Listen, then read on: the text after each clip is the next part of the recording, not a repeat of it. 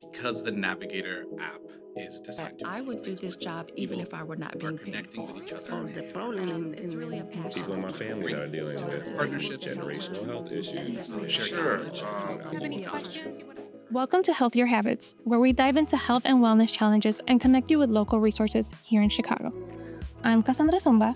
And I am Yakwachi. We're your policy, systems, and environmental coordinators with the Chicago Partnership for Health Promotion, a program under the Office of Community Engagement and Neighborhood Health Partnerships at the University of Illinois, Chicago.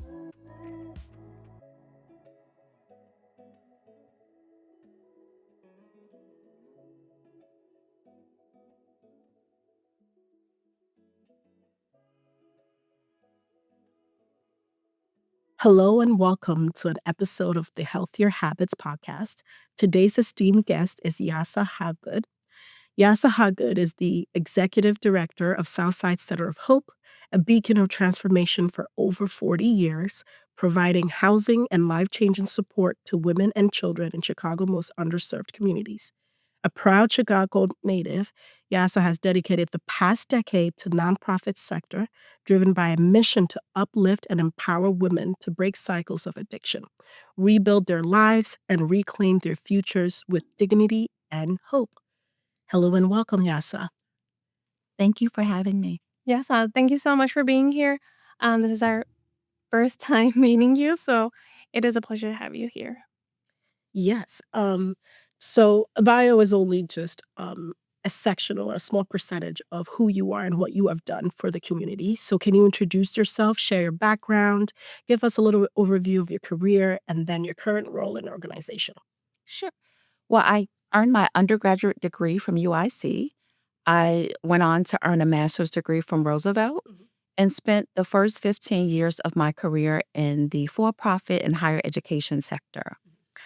I got into the nonprofit sector serving as a volunteer for the Big Shoulders Fund, an organization that was founded by Cardinal Francis Bernardine, to help inner city Catholic schools stay open. I am a proud graduate of Catholic grammar school and high school, and unfortunately, both of my schools have since closed. And so I started raising funds for the Archdiocese and various local inner city Catholic schools. I was the development director for about 4 years, and then I left and went back to the for-profit sector, and was really at a crossroads in my career. If I may share something personal, in 2005, I was diagnosed with several chronic health issues and given 10 years to live. And so when 2015 came, I was kind of like, well, I'm still here. When doctors thought that I wouldn't be, what am I to be doing with my life? And so out of the blue, I got a call from a board member from Southside Center of Hope saying that the organization was in danger of closing down. And so she had heard about my work with the Archdiocese and invited me in to interview. So I started as a development director. I held that position for about 2 years. And then one of our founders decided that she wanted to retire and asked that I apply for the role of executive director. So this is going into my 7th year of executive director. I actually acquired the role April 17th, Of 2020. 7 years ago. Forget Okay. That's time funny. is passing so fast. So this will be my 9th year with the organization. Oh, wow. Yeah. So, with your current role at Southside Center of Hope and what you've done before, what do you think is the difference, or have you grown in any capacity in what you're doing now with Southside Center of Hope?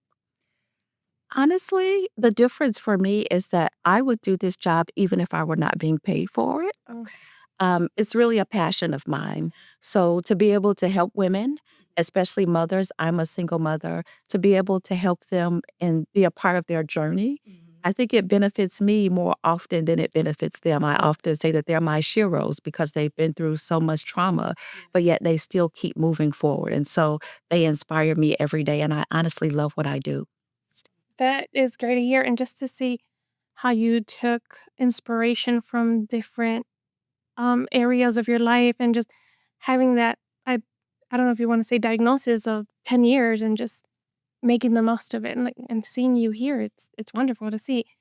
And I of course think that that's also a form of inspiration for the women that you influence and you are there as a role model, seeing that there's obstacles, but you can still overcome them. So that is wonderful, and I hope here people who are listening also take, that hope and that inspiration from your story. Thank you. Now, if you can tell us a little bit more into detail for the people out there who don't know, what is or who is Southside Center of Hope? So who do you serve? What are the main goals? So most people know us by our former name, St. Martin de Porres House of Hope. And I love to share this story because I graduated from St. Martin de Porres High School. So there's that one connection. We changed our name in 2021 to Southside Center of Hope. Mhm. Um, so we started in 1983, initially as a homeless shelter for women with children. A few years later, our founders, not just wanting to provide housing, but really wanting to treat the root of homelessness, opened a recovery program because at the time they found that many of the women were suffering from substance use addiction, and that was the root cause of their homelessness. And so for a few years, we had two programs. We had the shelter and then we had the recovery program. But due to limited funding, we closed the shelter and focused specifically on recovery and addiction. So we provide housing and supportive services for women with children who are chronically homeless, but also in recovery from substance use addiction. 2 years ago, we partnered with another nonprofit, Interfaith Housing Development Corporation. They are a nonprofit that builds permanent supportive housing facilities. And so essentially, we have two programs. We have the recovery program, which is specifically for moms in recovery from addiction, which is temporary housing. And then we have the permanent supportive housing program in the North Lawndale community, where we focus on families who are chronically homeless.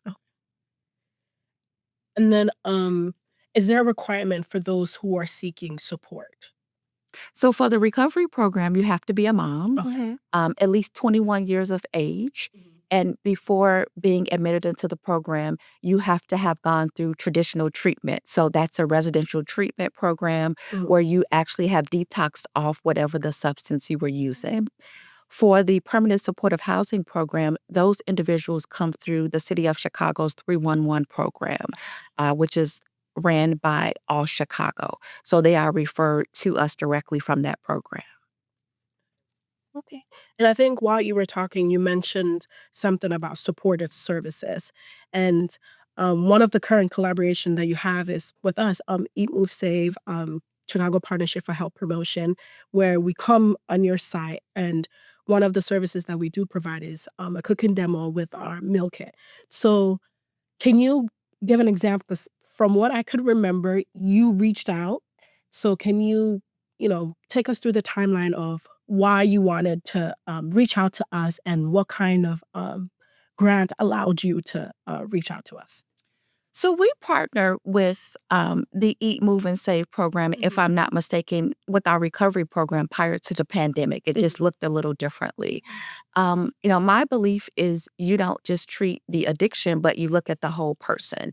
And we know that addiction causes changes, not just in the physical makeup, but also in the brain as well. Yes. And a lot of the women that we serve, because of the addiction, they have not cared for their bodies. Yes. And so my belief is always to show people what healthy eating looks like because I know that has also helped me with my journey with my medical problems. And so when we were on Woodlawn, which is where our recovery program used to be located, we would have someone actually come out once a week and do cooking demos with Nice. the families that we served.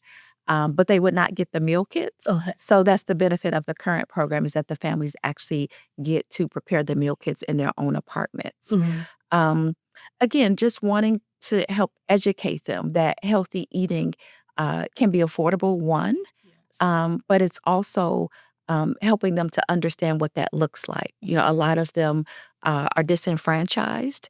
And so I think most people think that healthy eating is not affordable and not an option. Yeah, and I think we come across that in most of all the direct education that we do, that the barriers are either I don't know how to cook, I don't know what to use, I don't like whatever produce, right? Yeah. Or is just not known or available to them. So having this combination of this is how you do it, try new things. If you like it, keep going. And now having this other service that brings you almost everything together for you to just experiment. Yeah. is great.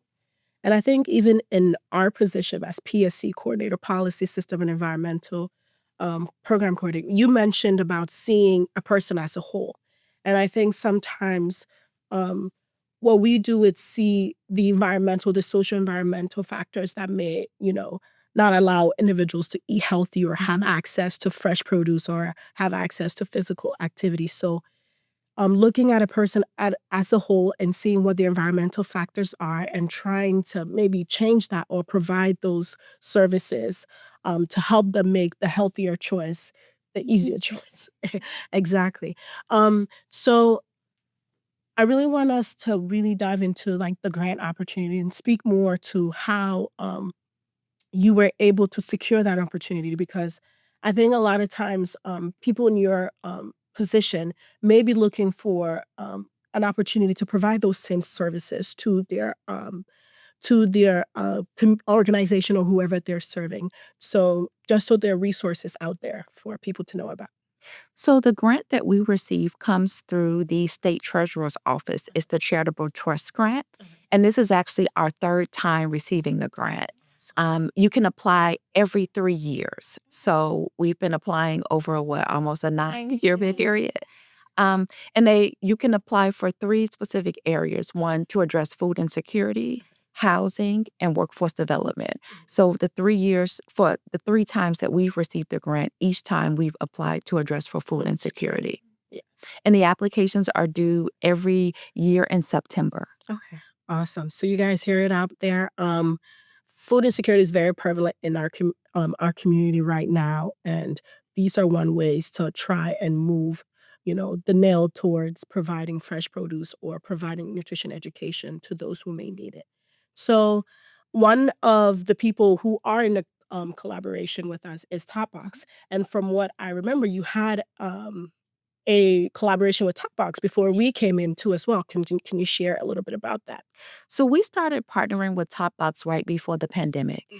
In our Woodlawn location, we had a food pantry. So we not only provided food for our residential clients, but also to that community. And so it became really difficult to find food that was affordable. Yeah. At the time, we had a different grant that we were receiving, and just going to the store trying to purchase fresh produce it wasn't working for us. So I'm not really certain how I learned about Topbox, but the partnership has been invaluable. They are also a nonprofit. Um, I think one of the things that I love about them is that they accept SNAP benefits. So for people who receive those benefits who are low income, again, it makes eating healthy affordable. And also, many people that we serve do not have access to transportation, and so they deliver, which is also another benefit. Yes. And then to speak on the current collaboration that we do have, once a month, Top Box delivers the boxes to Southside Center of Hope. And then, along with our cooking matters coordinator, Miriam, we provide a cooking demonstration plus a nutrition education component right on site for the residents. How have the community responded to the food boxes and then the initiative that we have going on there? Honestly, I wish we could do more.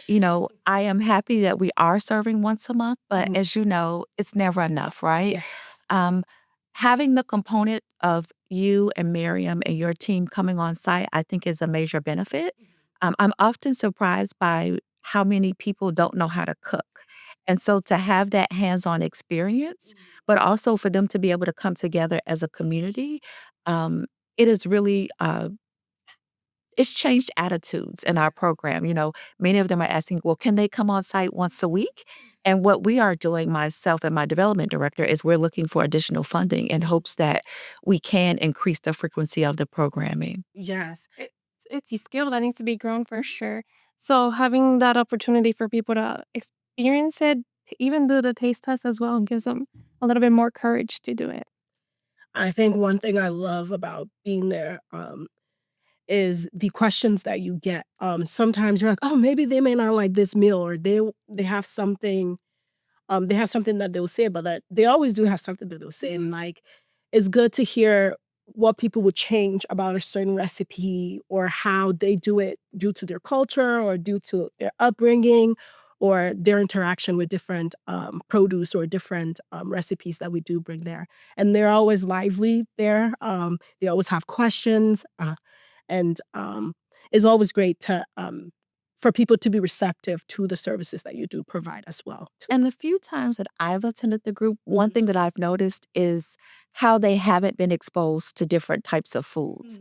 And some people, they're adverse to trying, but then someone else in the class will say, it doesn't hurt to try. So that motivation actually encourages them to at least be open to trying whatever the recipe is. Yeah, that's where the community aspect comes a little bit. We don't want to call it peer pressure, but good positive peer pressure. No, because that does affect how you view and taste food, right? Because if you have someone around you that's like, oh, I don't like this, and then you're just like, oh, maybe you develop that mindset. Maybe I really don't like it. Growing up, I did not like oatmeal because I heard one of my one of my family members say they just don't like oatmeal. And I was like, all of a sudden, I'm like, I don't like oatmeal. And now I'm eating oatmeal today. So I can understand, having, like you said, the community, not pressure, but the community push of having someone say they like something and then that builds your mindset on it. It's still part of the support system. Yeah. So you may not like it or may take a couple tries or little tweaks. Because I remember I used to tell people all the time, this is a base recipe. Afterwards, you're going to figure out which one you like, a little more seasoning, a little more pepper, a little bit more something. Eventually, when you get the basics done, you'll be able to add your own little flavor into it. Yeah. So yeah, just having that support system helps trying to figure out what you do and you don't like. Yeah. And through your conversation, I know you mentioned you want to do more. So, what are the long-term goals regarding community programs that you are interested in creating or you are in the process of creating? So, to be very honest, our current location in North Lawndale, we will only be there for another year. We are going back to the South Side where our roots are and where we have been for 40 plus years. But I do still want to stay connected to that program. With your help and other uh, partnerships, we've been able to really provide critical services to that population, which is 25 families that we serve. So we're still figuring out what support we'll be able to provide to them. Um, our recovery program will reopen next summer on the south side of Chicago. I'm very excited about that because that was our core program. And we are also opening a second location in the West Pullman community. So we will be breaking ground next year as well on that complex. It'll be 30 units for chronically homeless women with children. Are there any challenges you're kind of anticipating moving on to a new facility? I know maybe change within the groups of people who are already used to you being in one location.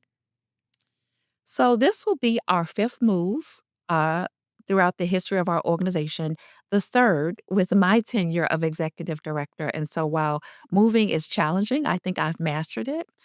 For me, and I don't like to be too politically heavy, but there are a lot of changes with the new administration. And I think my concern is what will funding look like? We're already seeing a lot of cuts. Some of our foundation grants that we've been receiving for years have been substantially cut. And so that's my concern is making sure that we have adequate resources to be able to meet the needs of the population that we serve because those needs are ever increasing. And I think that's a common thread line for all of the organizations we've been talking to, for even us, um, trying to set up these interviews as well, trying to figure out, who's available. They have different priorities at the moment, which is understandable. And also, they want to talk about their organization, but there's also a fine line underneath. Well, there might be changes. This is what it is now, but, we're adjusting as we go. So, yes, we And can. I was just told that our programming has to change as of July 1st, and I don't know what that looks like yet. But so that we can continue to receive some of the funding, we will have to make some major changes. So, thank you for taking your time and coming here to speak with us. And then before we end the conversation, we did want to, talk about the impact report that was given due to our collaboration. And if you don't mind sharing the numbers with your based on your initiatives and applying to the grant, the collaboration with Topbox and the collaboration with us, just going over the numbers so people can understand and see or hear how impactful such a program has been for the community.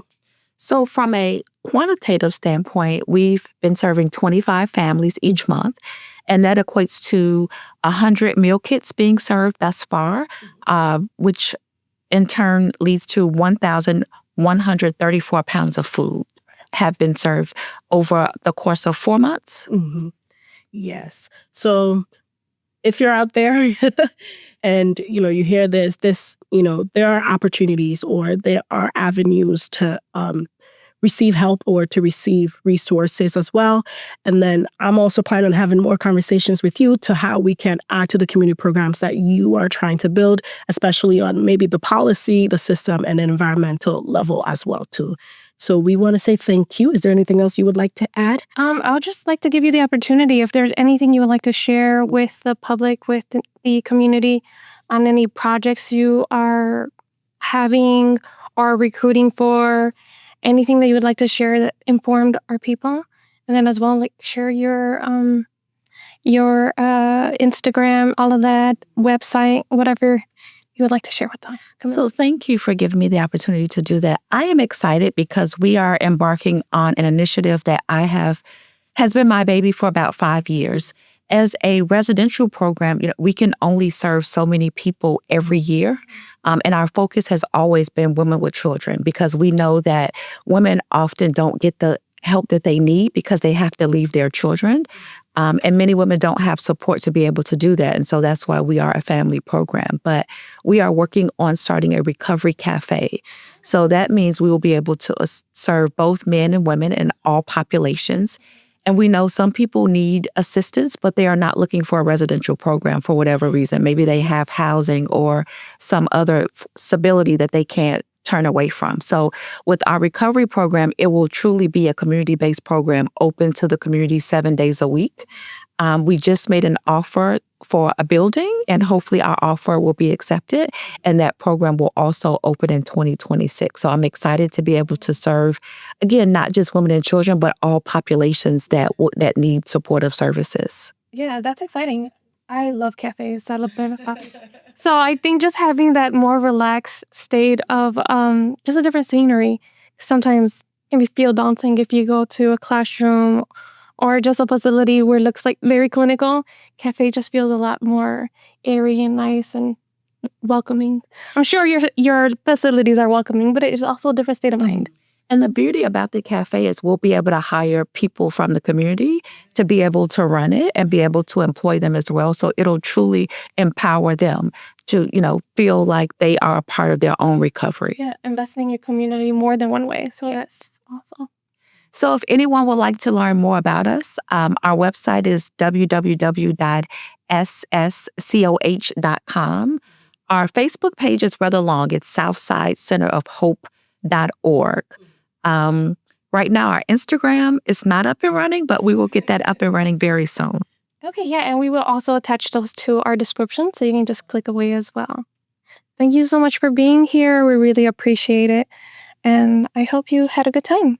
I did. Thank you so much for having me, to allow me to share information about our organization, but also to talk about the needs of the community that we serve. I appreciate it. Thank you for your work and the continuous work that you will do in the future as well too. Eat, move, save. Thanks for listening to Healthier Habits. We hope this conversation inspired you to make the healthy choice the easy choice. If you enjoyed this episode, please support the podcast by liking, sharing, and subscribing.